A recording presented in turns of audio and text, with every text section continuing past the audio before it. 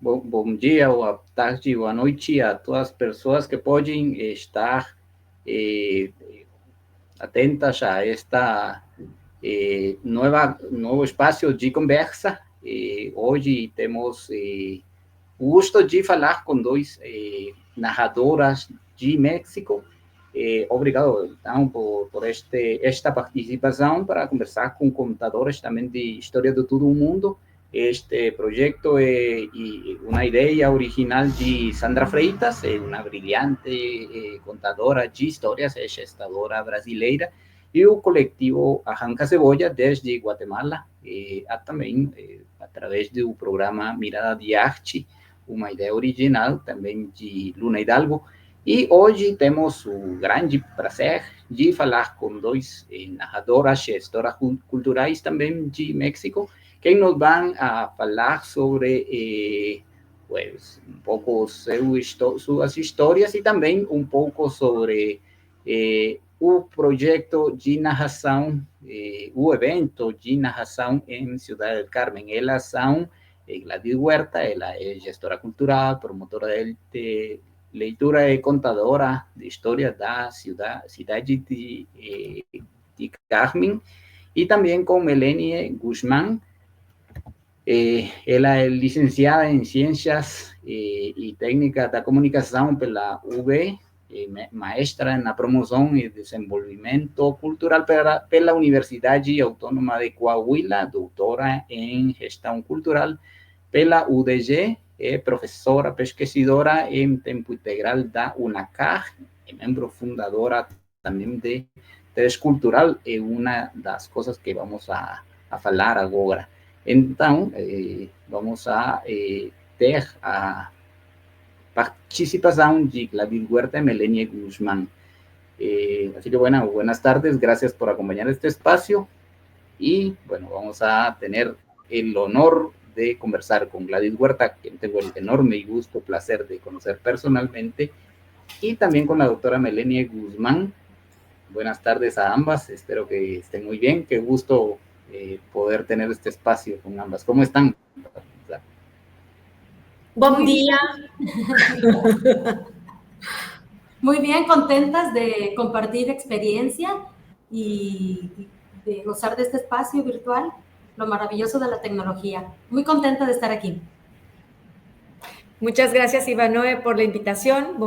Bom día, buena tarde, algo así en portugués. Saludos a todos. Sí, exacto. Sí, gracias a ambas. Vamos a recordar que este proyecto, digamos, de conversaciones que también se proyectarán a través de la página de YouTube, Encuentro de Contadores de Historias en Internet, a través de la página del Encuentro de Contadores de Historias. Y es muy importante porque, bueno, ¿verdad? Podemos también tener ese acercamiento que rompe también con las barreras, a pesar del idioma. El portugués y el español son relativamente parecidos, pero pues obviamente hay ciertas diferencias, ¿verdad? Así que bueno, agradecerle a Sandra Freitas porque ella es la organizadora de este espacio como tal para poder conversar y conocer un poquito en otros espacios también. Así que bueno, un poco para ir comenzando, decía, vamos a hablar un poco de la experiencia personal de cada una de ustedes a través de la narración, siendo como las niñas que iban ahí jugando, la pequeña Gladys, la pequeña Melanie, que iban ahí jugando, escuchando las historias de los abuelos, de las personas mayores, de las abuelas, y cómo eso implica el papel que ustedes ahora tienen, un papel de gestoras culturales, de promotoras. Luego, pues bueno, ¿verdad? Hablar un poco acerca de también del valor social y de la implicación que tiene la narración dentro de los espacios culturales. Y bueno, ¿verdad? También por ahí está un poco el proyecto que ya llega a su segundo año, el Encuentro Internacional de Narración Oral. Y bueno, vamos a ir hablando un poquito de todo eso, pero para comenzar,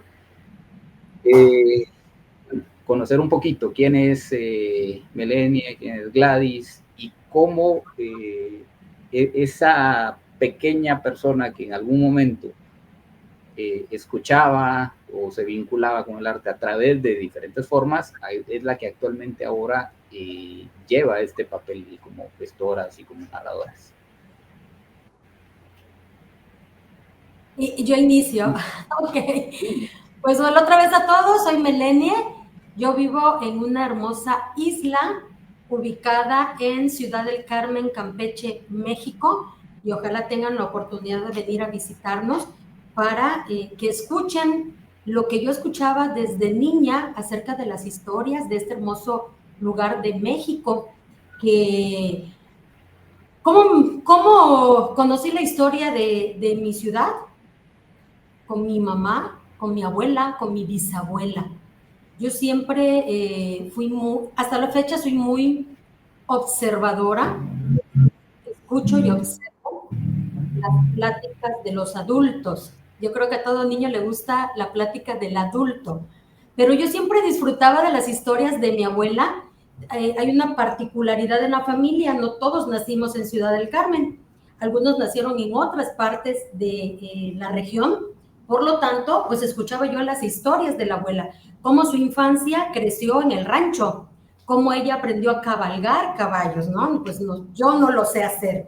Cómo ella pescaba en el río, cómo ella se levantaba muy temprano, pues porque tenía que hacer las faenas propiamente de un lugar, pues que en México denominamos rancho, ¿no? Que es un lugar con animales de pie, gallinas, cerditos, cosas de ese tipo. Y el entorno en donde yo escuchaba esas historias, pues es un entorno de ciudad, en donde esas cosas no ocurrían. Sin embargo, yo recuerdo mucho en la infancia esas historias de la abuela. Y al fin, abuelos que se les olvida que ya no los contaron y nos los volví a contar, pero en esa segunda contada ya nos decía algo diferente de lo que ya nos había dicho anteriormente. Y yo iba captando y me encantaba. ¿Por qué? Porque cuando venían familiares de otro lugar, con mis primos o con las personas de mi edad, me gustaba decirles, oye, ¿sabes que aquí en Ciudad del Carmen había un puente que era de los perritos y que era el desagüe natural de la isla? Porque yo eso es lo que escuchaba de mi familia. Y sabían que aquí había algo que se llamaba la caña del timón. Aquí hay como un pleito cultural entre mi ciudad y la capital del estado, y que los campechanos se lo llevaron allá a la capital y que nos robaron el legado cultural. Entonces uno va repitiendo, pero conforme fui creciendo, esas historias yo trataba de constatarlas, y efectivamente esta famosa historia que a lo mejor Gladys también la escuchó cuando llegó a Carmen, le empieza uno a buscar en la documentación de la historia, y sí es cierto, sí hubo un puente de los perritos y efectivamente hay una caña del timón que ya no está en el legado del patrimonio histórico tangible de Carmen y que está en otro lugar del mismo estado. Así crecí. Yo considero que me volví una conversadora ya de adulta. Muchos no me creen que de pequeña yo no era conversadora. Me gusta mucho ver y escuchar, porque es la manera en que yo he tenido de aprender. Lo que no me da el libro, me lo da la escucha y la observación. Así me he crecido, soy muy mirona y muy escuchona, como dicen. Pero conforme fui creciendo, me daba yo la tarea de ir investigando, porque, lo comentaba yo en otra charla, tuve la gran fortuna de que en la casa siempre viví rodeada de libros y de música. Ahorita me da mucha ternura ver que la gente ya compra más caro el long play o el disco de vinil, pero yo me crecí con eso. Y escuchábamos música, pues no comercial porque era muy diferente, pero había muchos libros en casa, había muchos libros y habían enciclopedias especiales para nosotros en las infancias, y ahí aprendí cómo funcionaba un tren, un motor, por qué volaba un avión, y yo me acuerdo que era una enciclopedia bien linda, ilustrada. Entonces había texto y había ilustración y había mucho libro de adulto. Pues yo me chutaba todo. En mis tiempos libres yo agarraba y aprendí pues, de la India y aprendí de muchas cosas porque tuve la fortuna, ahora lo veo como un gran regalo familiar, que crecí rodeada de libros y crecí rodeada de muchas reuniones familiares en casa en donde venía mucho adulto y uno ahí escucha de todo. Entonces, esa parte de mi infancia me encanta y recuerdo que aquí donde estamos, donde estoy ahorita conectada, ha sido el domicilio de la familia de toda la vida. Y al lado teníamos una vecina, una adulta mayor, que no era muy conversadora, pero ponía una música preciosa. Entonces yo también crecí escuchando música clásica, ¿sí? Y yo le preguntaba a mi papá, ¿qué música es esa? Y la señora escuchaba jazz, y escuchaba bossa nova, y yo decía, wow, qué música tan más linda. En casa había como más música popular, ¿no? Más música ranchera, música mexicana, José José, pero siempre crecí rodeada de música y de libros, y de las historias de la abuela y de la bisabuela. Entonces yo me volví también una contadora y una replicadora de estas historias. Entonces, a mí me gusta mucho mi infancia porque siempre que me preguntan por qué me dedico a esto, indudablemente, los culpables son los de mi familia. Nunca me dijeron, Melanie, siéntate a leer, Melanie, esta música es mejor que la otra, no. Como yo crecí con eso, yo aprendí a apreciar todo lo que fuera una manifestación cultural. Y recuerdo también en una ocasión que mi mamá nos dijo, somos 4 hermanos nosotros, ¿quién me quiere acompañar al teatro? Y alguien preguntó de mis hermanos, ¿qué va a haber? Ballet clásico. Ay, mis hermanos dijeron, no, qué flojera. Y yo le dije a mi mamá, yo quiero ir. Me dice, pero no te vas a dormir. No, llévame. Y recuerdo que yo me maravillé de ver el cuerpo humano, no tanto de las mujeres, de los varones. Me sorprendió porque la indumentaria se marcaba todos los músculos de donde hacían los movimientos, y eso a mí me maravilló. Yo nunca dije en ese momento, ay, yo me quiero dedicar a la cultura, pero son eventos que en mi infancia me marcaron y que hoy aprecio mucho. Valoro mucho tener una familia que, pese a tener un trabajo de 8 horas de lunes a viernes, se daban el tiempo de hacer este tipo de actividades como parte de la recreación para la familia. Entonces yo también me crecí yendo mucho al cine, ese cine que no es el de ahorita, ¿sí? Ese cine, pues, de ir a ver ahora sí las películas en blanco y negro. Entonces yo me acuerdo que mi mamá igual siempre preguntaba quién quiere ir al cine, pero pues las películas que ella veía como adulto no eran del agrado de mis hermanos. Entonces yo creo que por eso estudié comunicación, por eso me gustan las manifestaciones artísticas, porque yo le echo la culpa a mamá y a papá, a la abuela y a la bisabuela. Porque aunque ellos no tienen una formación universitaria, yo creo que sí gozaban y apreciaban que ellos en su infancia no tenían eso en casa. Porque pues yo les preguntaba y ustedes tenían libros, decían, no, pues a duras penas podíamos ir a la escuela y a veces con un solo cuaderno todas las materias. Entonces yo eso lo escuchaba y lo empecé a apreciar, porque yo decía, ellos no lo tuvieron y pese a eso decidieron darnos ese regalo, que a lo mejor ellos en ese momento no lo consideraban así, sino que pues yo siempre pensaba, mi mamá no me quiere dejar salir de casa y por eso nos llena de libros, porque no le puedo decir, ma, dame permiso de ir a la biblioteca, porque en alguna ocasión me lo decía, voltea, ¿qué necesitas? ¿Historia de México? Aquí hay. Literatura, aquí hay. Que la vida de no sé quién, aquí hay. Yo, ay, es que lo que quiero es salir, ¿no? Muchas veces quise el pretexto para ellos de tenernos en un lugar seguro, pero en realidad es un maravilloso regalo. Y todavía hasta hoy en día, mi mamá sigue conservando muchas de esas enciclopedias, con las que nos crecimos en casa. Y a veces me dicen, las quiero regalar, y yo, no las regale, ma, porque al menos para mí tienen un valor estimativo e importante. Entonces le digo, no, ya cuando de pronto no las quiera, me las traigo a mi casa, porque también en mi casa ya me ven feo, la verdad, ya no tengo dónde guardar libros.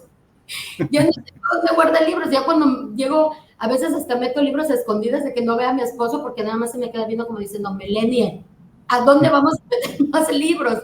Pero bueno, así es como me crecí, Ivanoe, escuchando historias, leyendo libros, escuchando música, que hoy en día aprecio muchísimo, muchísimo. Y yo creo que mucho de eso me llevó a querer compartir muchas de estas cosas con las infancias de Carmen.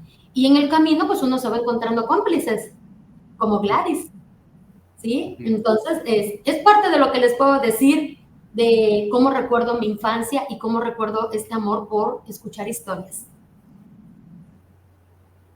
Gracias, Melanie. No, es muy interesante y luego vamos a ir hablando ahí acerca de algunas cosas que mencionabas, pero digamos como algo que me llama un poco la atención es ese acercamiento que permite la tecnología, por ejemplo, ¿verdad? Ahora a distancia, aunque Guatemala y México están en frontera, digamos, en cierta parte, pero hay ciertas dificultades como para que un guatemalteco viaje a México, oigan, migración, dejen pasar a los guatemaltecos.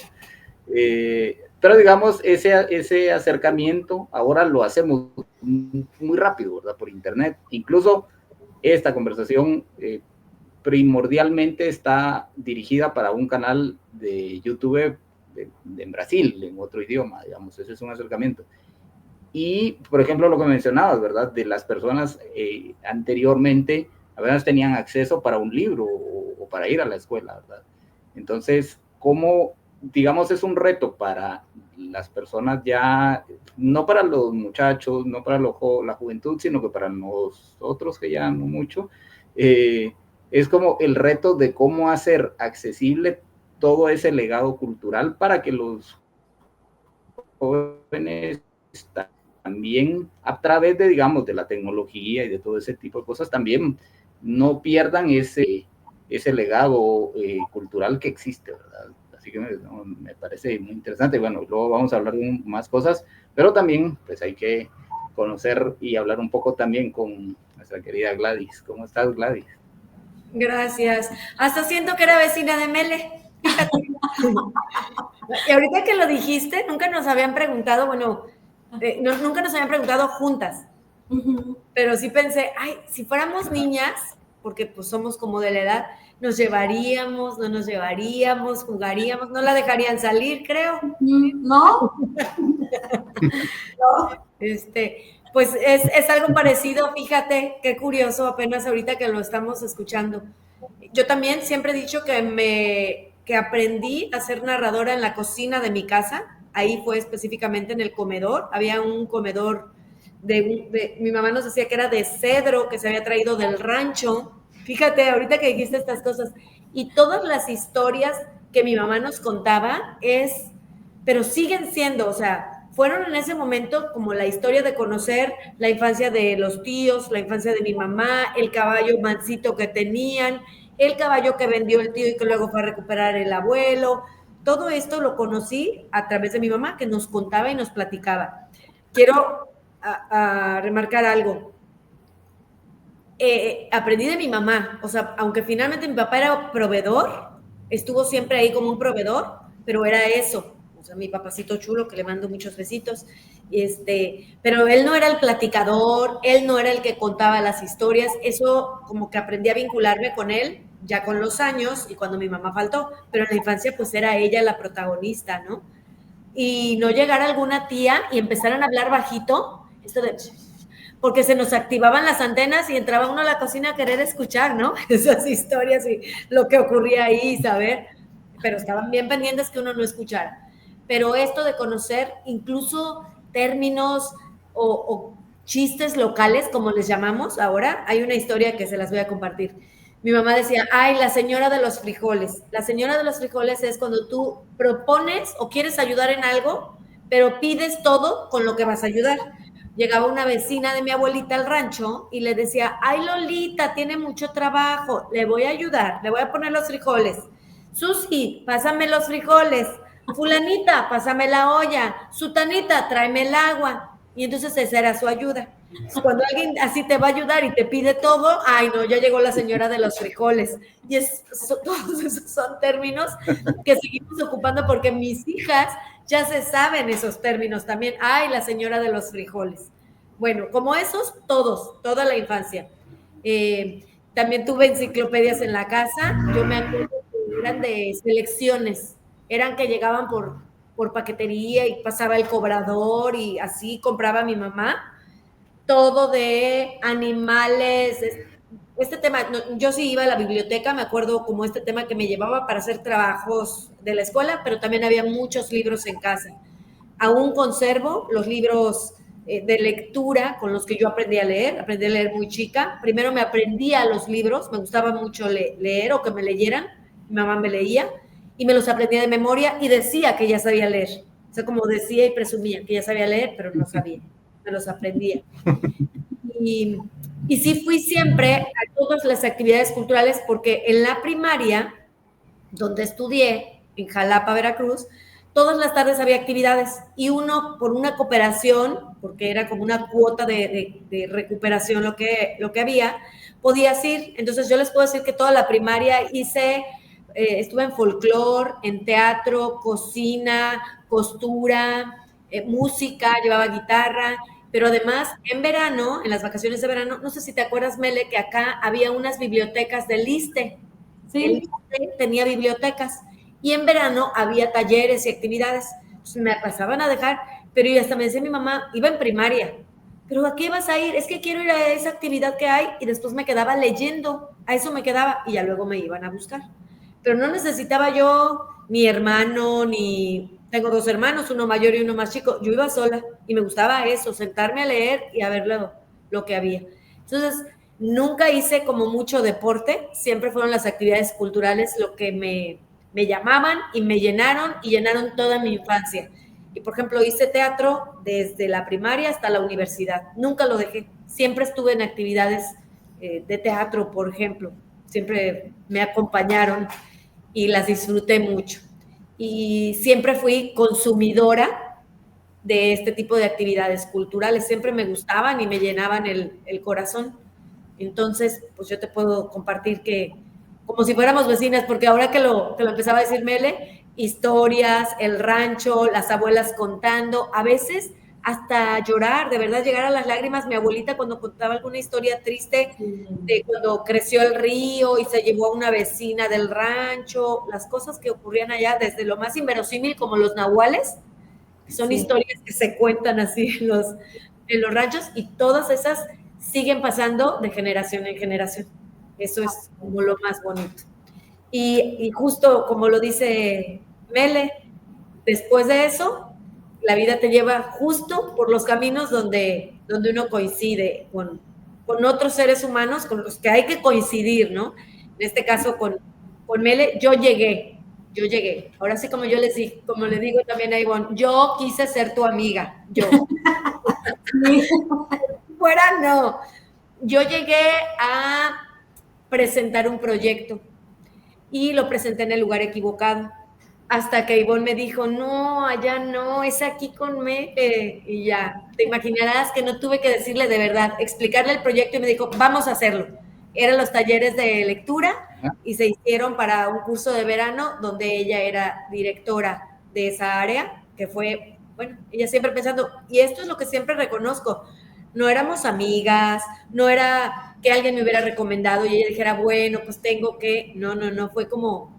Le llamó bueno, vamos a preguntarle por qué, qué pasó, pero a lo que voy, no, solo le presenté un proyectito que podíamos hacer. Dinos, Mele, ay, ahora en lugar de Iván Noé. Lo que pasa es de que es lo que amo de la gestión cultural.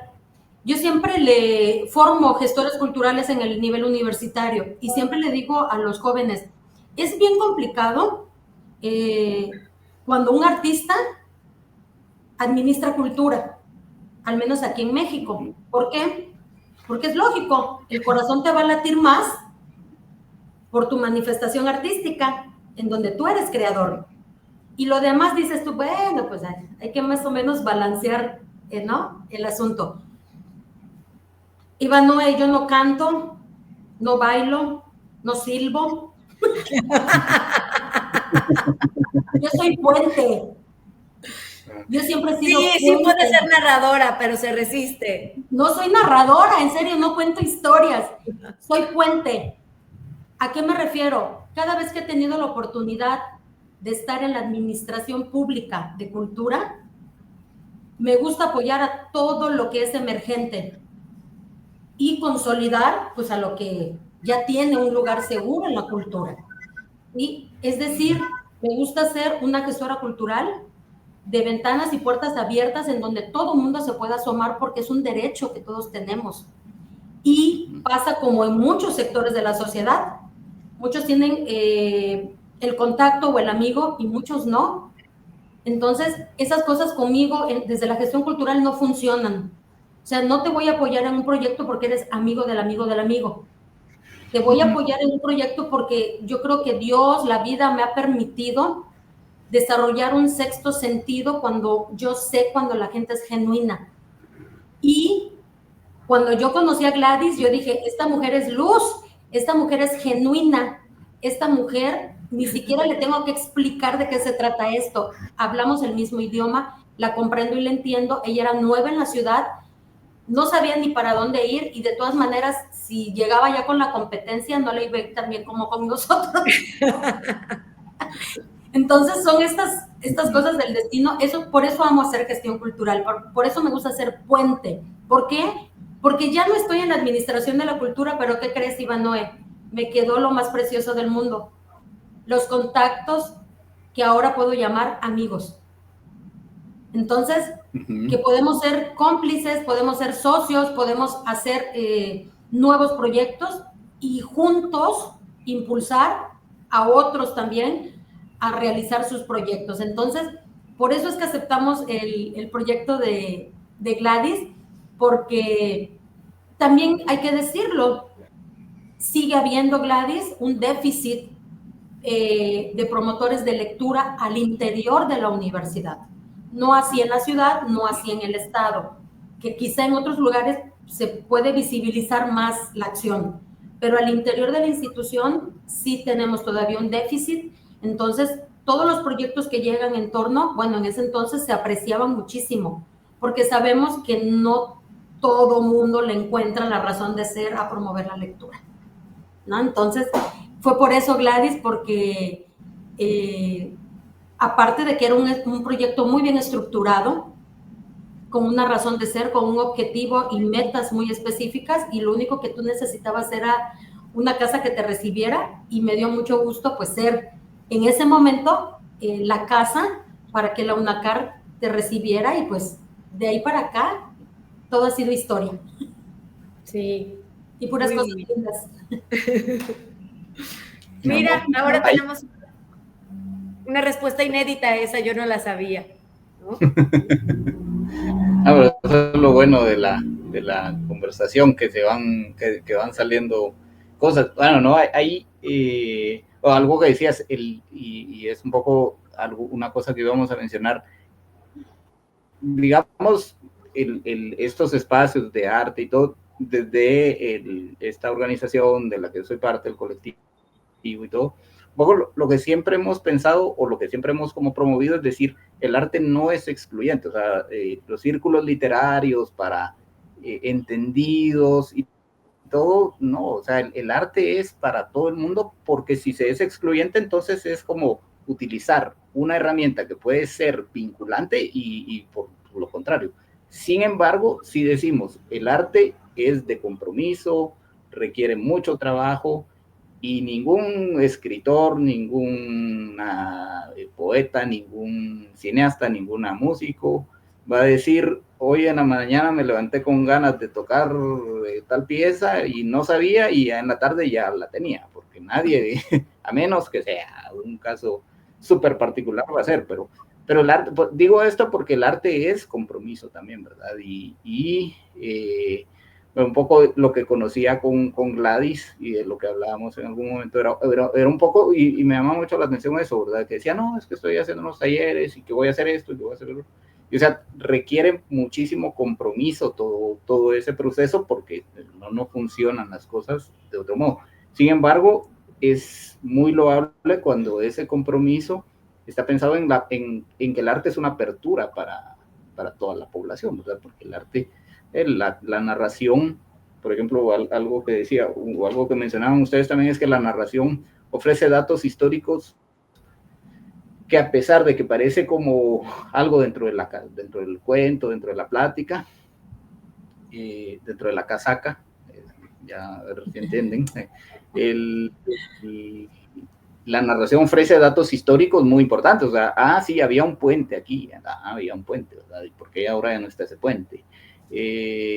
La gente se vestía de tal modo, bueno, ¿verdad? ¿Por qué se vestían de tal modo? Los hombres iban a tal cosa, las mujeres, incluso hasta